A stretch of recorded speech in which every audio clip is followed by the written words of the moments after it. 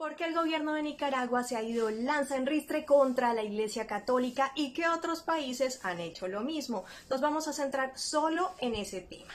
Cierre de 6 emisoras de radio católicas, 3 canales de televisión, asedio de policías a varias iglesias, entre ellas la catedral, vigilan las misas, prohíben procesiones en vía pública, expulsan del país a sacerdotes y monjas que se dedican a la labor social.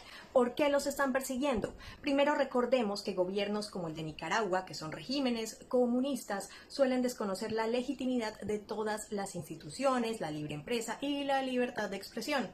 El presidente de este país, Daniel Ortega, ha estado desde 2007 en el poder unos 15 años. Ojo, ya había estado antes desde 1985 hasta 1990, supuestamente con elecciones democráticas y legítimas, pero el resto del mundo sabe que no es tan así. Por eso, desde 2018 los estudiantes dijeron, bueno, ya no más, hasta aquí llegamos con este señor, queremos un cambio, no nos gusta su gobierno, y es que es el colmo, el hombre fue reelegido y adivinen quién es su vicepresidenta, su bien amada esposa. Todo queda en familia. Desde 2018 se desató una crisis social difícil, manifestaciones por doquier, dejando más de 355 muertos y cientos de detenidos. ¡Asesinos! ¡Asesinos! En sus iglesias empezaron a recibir a los manifestantes para albergarlos, gente que estaba en huelga de hambre, para ayudarlos. Y la iglesia quiso desempeñar un papel mediador para calmar los ánimos, pero lo que ha recibido hasta ahora son acusaciones de que son terroristas, que apoyan a grupos golpistas. Lo cierto es que la Iglesia Católica en Nicaragua sí se ha convertido en una voz en contra del gobierno en un país donde el 60% es católico. Lo que ha llamado más la atención en estos últimos días es la retención de un obispo junto con otros religiosos en el Palacio Episcopal, que está sitiado por la policía. Y el Papa, que suele pronunciarse de los ataques a la Iglesia en países musulmanes, nada que se pronuncia. Por eso recordemos lo que dijo el Papa hace algunos meses sobre Cuba y habló de su amistad con Fidel y con Raúl. Entonces, del Papa, pues mucho no se puede esperar en esta historia.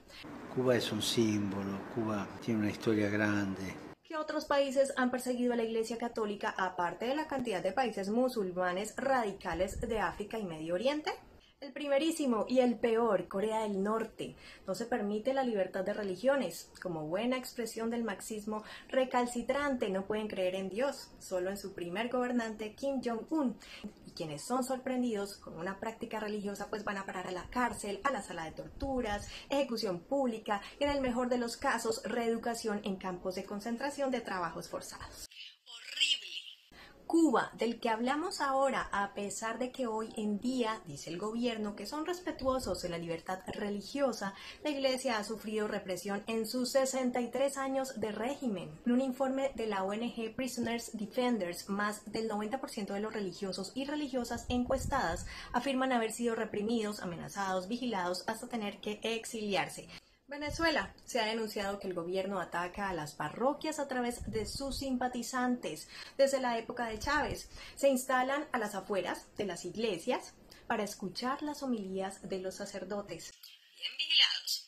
Se han impuesto además restricciones a los colegios católicos para contribuir a su cierre. Procesos burocráticos. No tiene tal papel, se cierra. Como les ha pasado a las emisoras en Nicaragua. Los religiosos dicen recibir amenazas verbales sutiles y acoso. En sus homilías son interrumpidos para hacer discursos gobiernistas y desalojar a sus feligreses. Desde el gobierno se descalifica a la iglesia, se promueven daños a los templos, dificultan los visados. Todos sabemos que la Iglesia Católica y sus sacerdotes toman posturas abiertamente a favor o en contra de los gobiernos.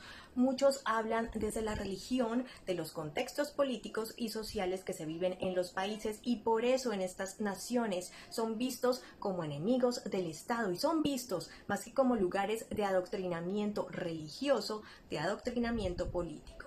Bien o mal, la libertad de expresión no debería ser nunca reprimida.